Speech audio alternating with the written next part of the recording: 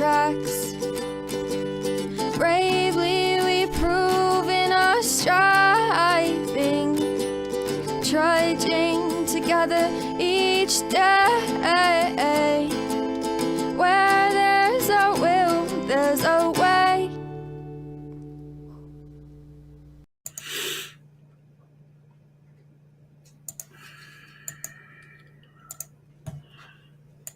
Good evening, everybody. It is evening. Happy Friday. I hope you're having a good day.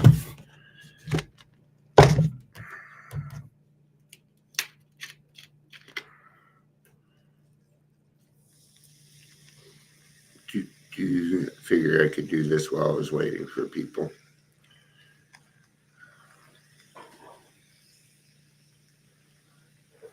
It's Friday, it's payday, and it's a good day to stay sober and save your money.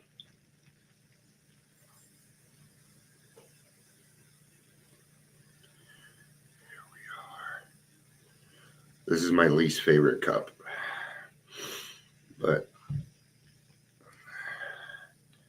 I got to get dishes. That's my indicator. It's time to do dishes because I'm down to the cups that I don't particularly like, right? Good evening, Gary. Good to see you.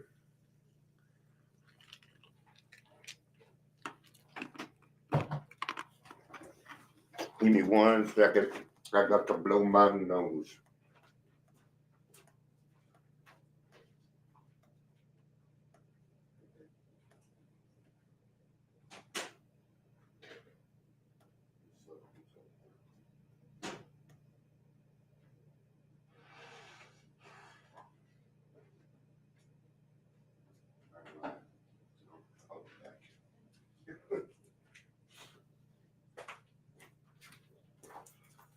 All right. Thank you for letting me do that. We'll get started here in about 15 seconds. See if there's a reading for this. I picked it because that is how I'm feeling. What's today's service?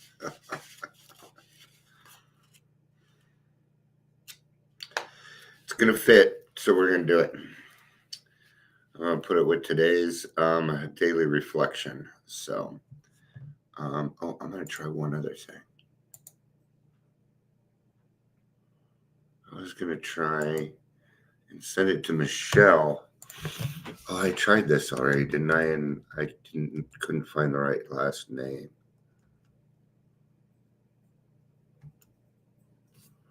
Yeah. Still can't. All right. Oh, I know why. Okay. Because she's not on my friends list. She's in the group. A lot of people watch this from the group. So, got an update about the detox and stuff, and it's good news. I've got to stop fucking assuming. See, the hard part with that is I can't trust them until I actually see some good action, man. I don't trust what people say. I trust what people do. That's it. There's no, you can't do it any other way. You know, I hear a lot of people talking, but until I see action, I'm just, yeah, I really don't have any say so on it because, I mean, it's your life, right? You're going to do with it what it is that you need to do with it. So, yeah, I don't know what the fuck is going on with me, but I'm getting pretty fucking tired of it. I did not put this one in Take 12 radio, so you might expect it. So a lot of swearing. I'm going to get, as Pastor Marcia calls it, salty. I keep using that. I just find it very funny, and I keep using it to put myself in a better mood. Right? Today I missed a sponsee. I missed my psychiatrist because I slept all freaking day. I slept until 4 o'clock. And it's out of freaking control. I can't get anything done. Nobody else is at work when I wake up and shit, and it's very frustrating, and I'm not getting anything done, and it's just getting worse. I'm getting more mad about it.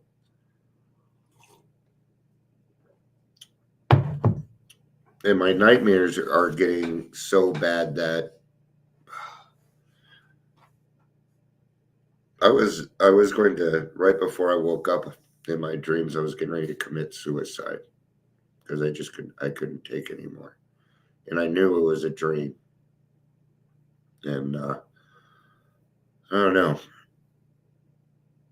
having a lot of hard time with knowing what success is, getting things done, just getting anything basic done. I feel like I'm out of the loop. I miss, then I miss my 3 o'clock meeting, which I like hitting because it's consistent. I've been consistent there, so I like to consistently go. Um, so when I have a series of weeks, actually, this has been about a month now, of not sleeping correctly and then not being able to get anything done, it starts to take a pretty big toll on me. I'll start to get depressed. And that's where I'm going to now, as I'm starting to get depressed. And it's not a great way to go.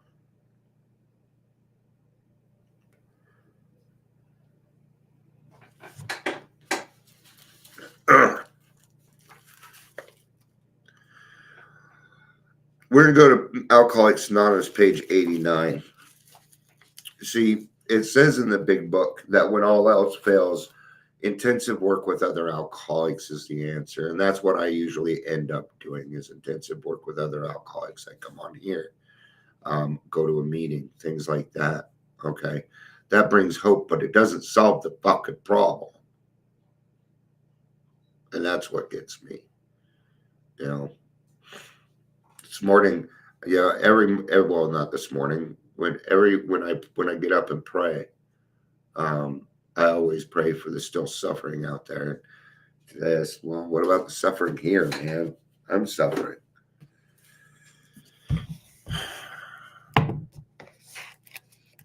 So I'm going to start probably page 88. I always like to lead up into these things. No, now 89 you can't lead up to it. It's the beginning of the chapter. So practical experience shows that nothing will so much ensure immunity from drinking as intensive work with other alcoholics. It works when other activities fail, right? And it's going to work for anything, not just drinking. Self-pity, anything in self that's not good at the present moment. This is going to work. It's going to bring you out of that. And then once you're out of that, then you could probably start to take a look at these problems, see if we can solve them, right? Because it's a lot easier to solve these problems when you don't have your feelings all mixed up in them. It is easier. It is hard to do that, though. But I do that by working with others, right? This is our 12th suggestion. Carry this message to alcoholics. You can help when no one else can. You can secure their confidence when others fail. Remember, they are very ill. Now, let's remember that helping others is great, okay? But if we help so much, we can help to a point where we're not helping ourselves. Maybe that's where I'm at. Mandy, good to see you. You've had a fun week. I really appreciated the posts. I have. Seeing my friends have a good time in life helps me. It's one of those things, man. Gives me hope, right? Especially when their eyes are shining and shit. I love that. Seeing photos of my friends, their eyes are shining. They got their kids around. I love seeing it. I know how that feels, and it feels really good. Um,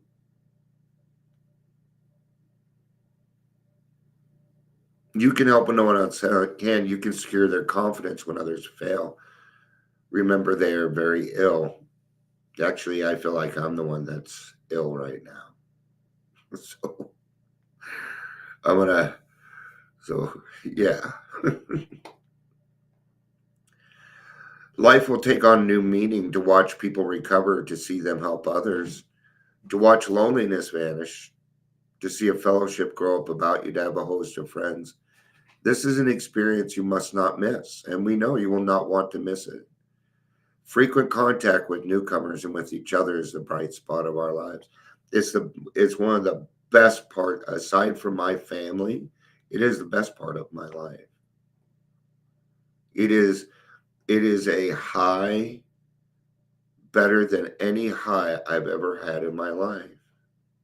And I've had a lot of highs. People tend to laugh at that. I don't know why, but I guess it's funny. Though I know why people are laughing, because they did too. Okay, got it. Perhaps you're not acquainted with any drinkers who want to recover. You can easily find some by asking a few doctors, ministers, priests, or hospitals. They will be only too glad to assist you.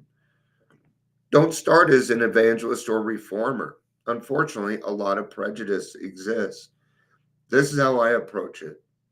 Well, anymore, people know. Most nurses and doctors know that one alcoholic helping another alcoholic has its advantages. But there are new rules in the hospitals. So you can't just go walking on there anymore. We used to be able to do that. But I get it. I mean, anonymity, right? HIPAA. We got to do things the right way. So detoxes are a great place to find drunks to help. It's a great place. Okay. They can't leave. They're kind of stuck with you. They don't have anything better to do. Okay. And you have their attention. It's a great place to go and find people to help. Anymore, you can go on Zoom and put in newcomers meeting. Any meeting I go to anymore on Zoom seems to have at least a couple of newcomers in it, which I find that pretty neat. Corona did more for alcoholics. It actually helped Alcoholics Anonymous more than it hurt it. Did we take a little blow? I don't know. A lot of people said they went out during Corona, but I don't know that it was any more than usually happens. I don't know. Ministers and doctors are competent, and you can learn much from them if you wish. But it happens that because of your own drinking experience, you can be uniquely useful to other alcoholics. So cooperate. Never criticize. To be helpful is our only aim. When you walk into the detox, this should be your intention. How can I help you? Okay. Here's the question. What do you need from me in order for it to be helpful? Okay. It's called the Jerry Maguire. It's a sales tactic. Help me help you.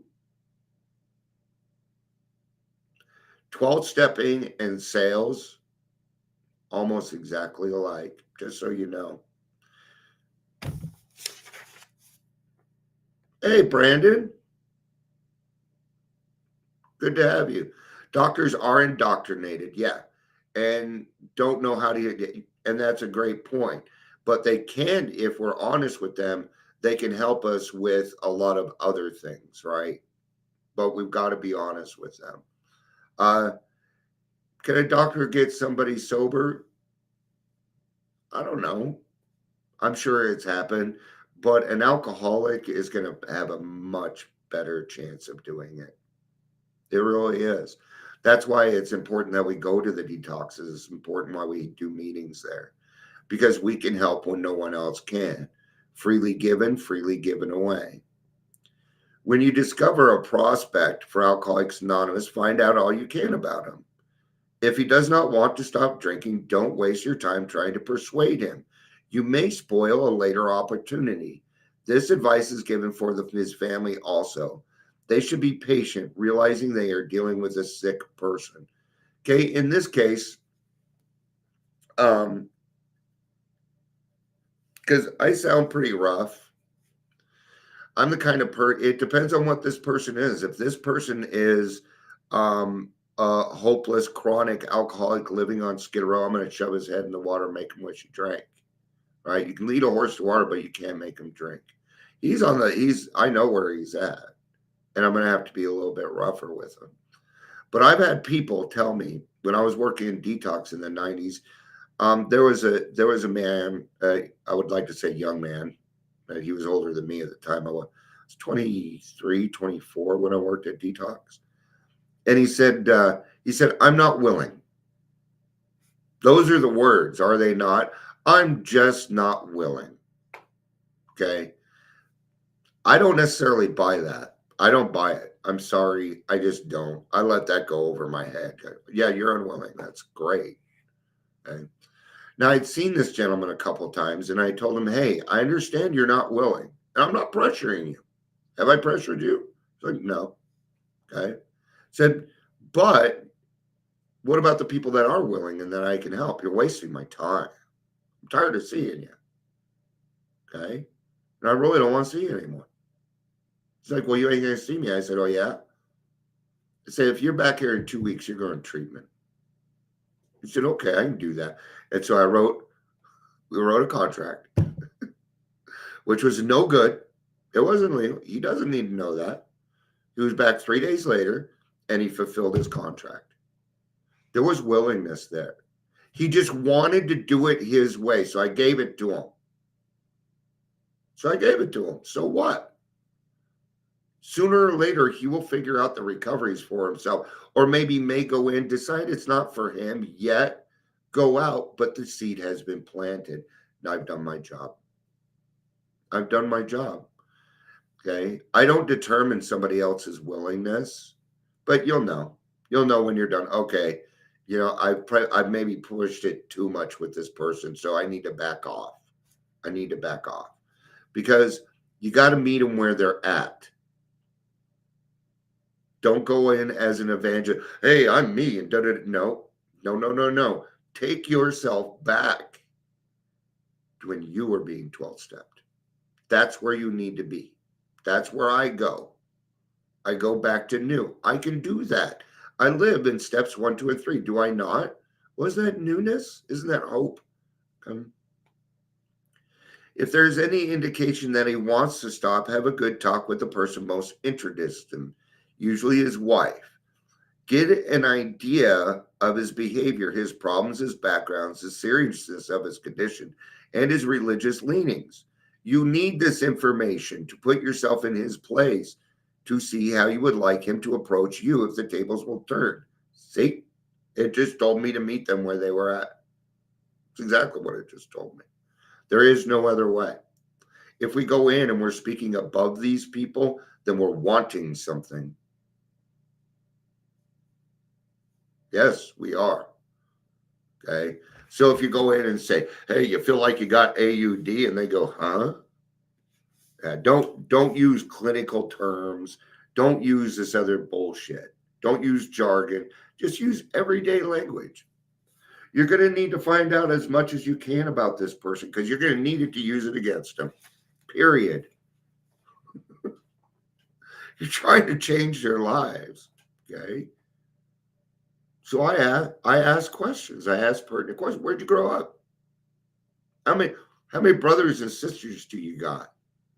You get along with here's a good one to ask men. You get along with your mom? That's going to give you a huge indication. If he loves his mommy, ooh, you can get him. If he loves his wife, if he loves his children, you can get him. I will guilt people into sobriety. You bet your ass I will. If I need to, yes, I will. Okay? Because I've been in this program for a while and I understand that sobriety and recovery are two separate things. You can get sober for any darn reason you want to, my friends. Any reason. I don't care what it is. Use it. Use it. When I got here, I wanted me dead. I came in because I was tired of hurting my wife. I was tired of hurting my children. I was tired of hurting my mommy and my best and my favorite auntie and everybody. I was tired of it.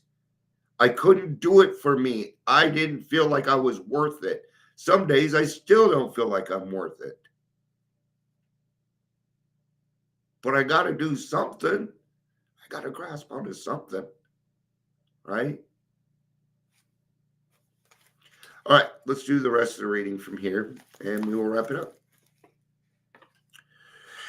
It is through service that the greatest rewards are to be found. But to be in a position of offering true, useful, and effective service to others, I must first work on myself. Damn it.